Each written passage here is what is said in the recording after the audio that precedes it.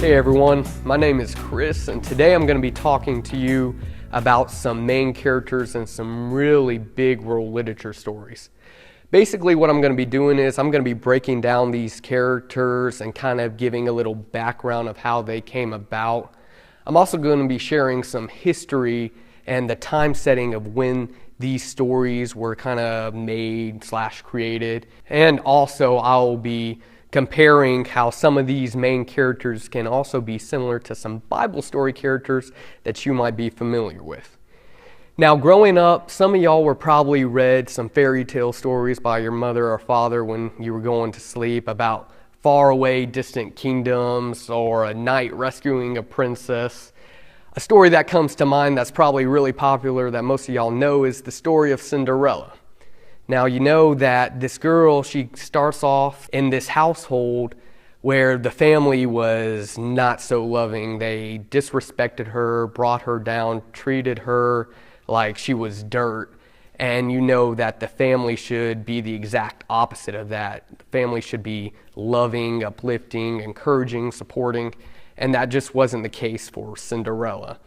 Well, long story short, in the end, Cinderella finds the man of her dreams who ends up rescuing her from the situation that she's in, and she lives happily ever after. Another popular story that most of y'all are probably familiar with is personally one of my favorites, is Willy Wonka and the Chocolate Factory.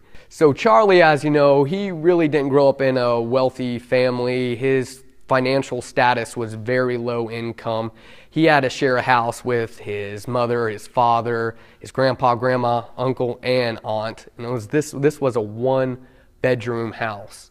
And so, again, long story short, Charlie wins this contest. He gets lucky and ends up inheriting Willy Wonka's chocolate factory. And if you read the story or seen the movie, you know this is a really big deal. And it ends up being really quite an incredible ending to a horrible beginning. But growing up, as we mature, we began to lose interest in the fairy tale type story and began to long for like a dirty betrayal or a great romance. But what all stories have in common is that they all have a beginning. Whether it was a spark of imagination or a certain scene taking place, they all have a very unique beginning and ending. Now, one of the oldest stories ever recorded in history takes us back about 4,000 years ago to around 2700 BC roughly. This story has a lot of things including romance, courage, greed, lust, etc. And it starts off with a man known as Gilgamesh. And Gilgamesh is a man who was granted a lot of power to rule over a kingdom. He's very wealthy, very good looking, very strong, and he uses all of these things that he was blessed with to his advantage. Now, as the story of Gilgamesh goes, Gilgamesh desires more and more. He becomes really greedy, and unfortunately, his greed ends up getting his best friend killed, and he has to go through a lot of hardships and struggles until he realizes that he really does have all that he needs, actually more than enough. And unfortunately, that's the case with most stories. Now, the time setting when Gilgamesh takes place was around 2700 BC, and during this time, Mesopotamia area, there wasn't much exploring going on. Most of the population was still around the Middle East area. A lot of the things that take place in Gilgamesh can be paralleled and lined up with a lot of things that happened in history. Now, how does Gilgamesh relate to a story in the Bible? Well, in the book of Genesis, there is a story of twin brothers by the name of Jacob and Esau. Now, Esau was the older brother. He was born first, and Jacob was the younger brother who was born second. Now, their father was getting ready to die. He was getting ready to pass away, and he was about to bless his sons, give them their inheritance. Now, Esau, being the firstborn son, was going to receive the first part of the inheritance, which was more money, more land, and Jacob was going to receive the second part of the inheritance, which was more than enough, but Jacob was really unsatisfied of what he was going to receive.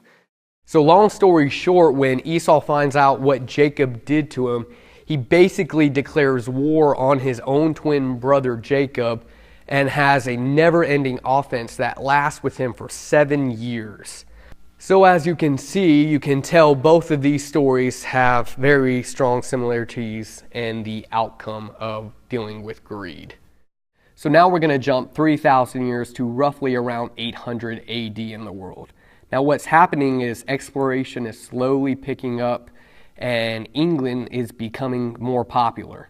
So in the story of Beowulf, Beowulf possesses a lot of the same characteristics Gilgamesh did. He is very strong, possesses a lot of power, and is very famous throughout the land.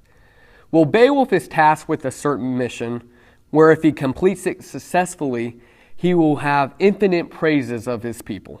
So being the character Beowulf is, he lives up to his name and accepts the challenge, and of course, he basically manhandles it.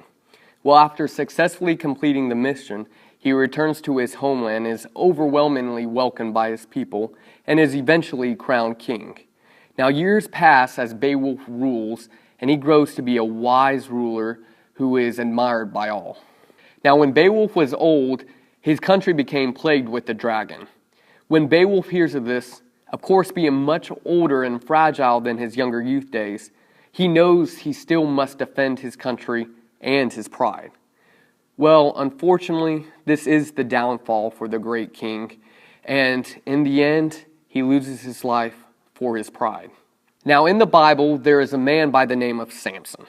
Samson is gifted by God with incredible strength to eventually, one day, free his nation from their captives. The only thing Samson has to do to maintain his strength is to keep a vow to abstain from certain things. Well, Samson failed when his pride took over, and he lost his God-given ability that could have potentially freed his people. Now, as you compare both stories of Beowulf and Samson, you will see that one retaining trait of pride being the collapse of both men. Moving only a few hundred years after Beowulf, we get to around 1400 AD. The Crusades have just ended, but new turmoil in Europe is about to begin. Well, instead of participating in the saving of the Holy Land and fighting in the Crusades, an author by the name of William Chaucer decides he's going to write. Now, each of these characters possess different qualities, ranging from low-down dirty thieves to fake prospects who are just taking the journey to make themselves feel good about each other.